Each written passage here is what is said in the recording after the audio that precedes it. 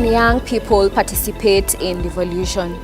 What can they do to meaningfully engage their county governments without really making them enemies or blinding themselves from what is happening in the counties? So this is a gathering of different youth and devolution actors, youth representatives, national and county government representatives, coming together to share their perspectives on devolution, the achievements so far, the challenges faced, and emerging issues in the way forward. The Youth and Devolution Symposium is basically a culmination of our work in the counties, in the 4 counties we've been working in.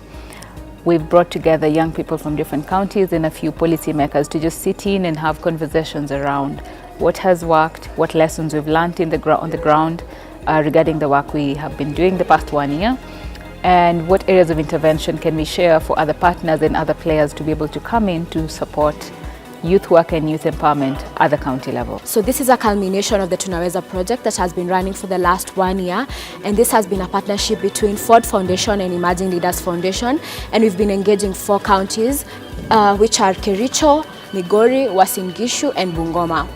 And so this brings together the different participants coming together to share their experiences and also getting to hear from other partners. So the conversations that we're going to be having are going to be honest, candid, and we will have open forums where we'll have conversations about what is happening at our county levels, what is happening in your county. Are you participating effectively in decision-making processes? Are you making your voices heard? Are the county governments, for instance, meeting your aspirations and your needs? And are you enabling them to be able to do that or not? So, and how do we effectively champion devolution and youth participation in devolution and in governance? We have the older generation, we have the younger generation, and that is why intergenerational dialogue is really important. There are things they have seen, there are things they have done.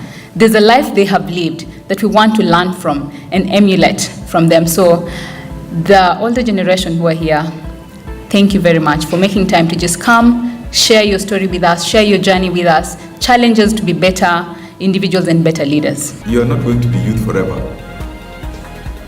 And you have to use this space to make a difference to your lives, to yourselves, to fellow youth and to the country. And in this meeting, you have the ability to actually think about your agenda. And we are told that even in 2017, the young people had the majority. And if they used their vote without being seduced into tribalistic politics, they could make a difference. 2.6 million of those young people did not vote. In short, 2.6 million young people chose to dim their voice. How can we convert the disenfranchised, disgruntled, and disengaged young people to be involved in devolution and in governance? If you sit back and say that young people are disgruntled or disengaged, the question that I have then is, are you engaged with that process in terms of, do you even participate when they call out for these meetings? Do you know what the meetings are for? Sit where decisions are being made. MCAs, politicians, MPs cannot make decisions for you. You talked about the table. Young people are not coming to the table, but the table is shifting. What do we need to do to make the table stay still? I think there is a myth that has been circulated in many places for a long time that only certain cadre of people can engage with government budgets. And those people have to be economists, those people have to be very senior accountants, and probably the knowledge and expertise only sits in certain offices.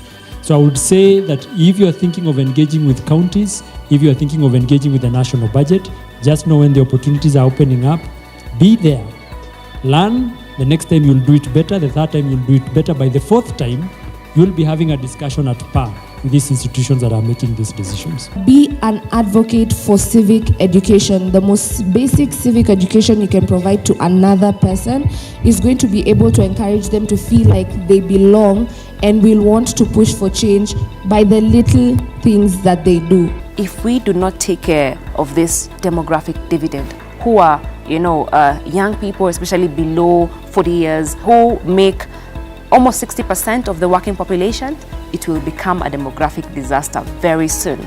So it was interesting to hear about the commitments they are making to ensure that they are working to create solutions that are going to be long-lasting and that are going to work. We've been given a chance to interact with experts who are working in different organizations with youth on how to create a good relationship between youths working with the leaders in the counties.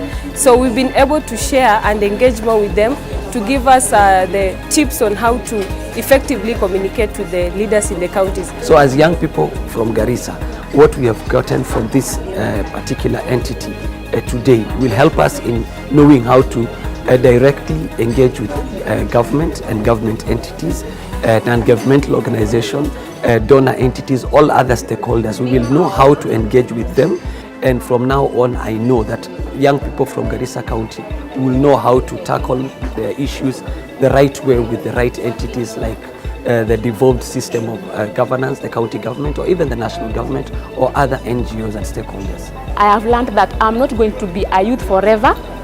Youth is transitional, and I'm supposed to make good use of this time when I'm still a youth, and use my time to impact other people who are younger than me, so that by the time they get to where I am, they have common knowledge of what they should be doing with their voices and their skills. As youth from Wasingishu, I have moved from noise to voice and impact. Sasa tumeacha historia kusema kava utusaidie, sahi tumefika ama tumewahi. So yes, I believe that we have a chance now that we are on the second devolution period of this country. I believe that the youth of this country will change from being noisemakers to people who have sensible voice which can impact their lives. Emerging Leaders Foundation. Discover, connect, and impact.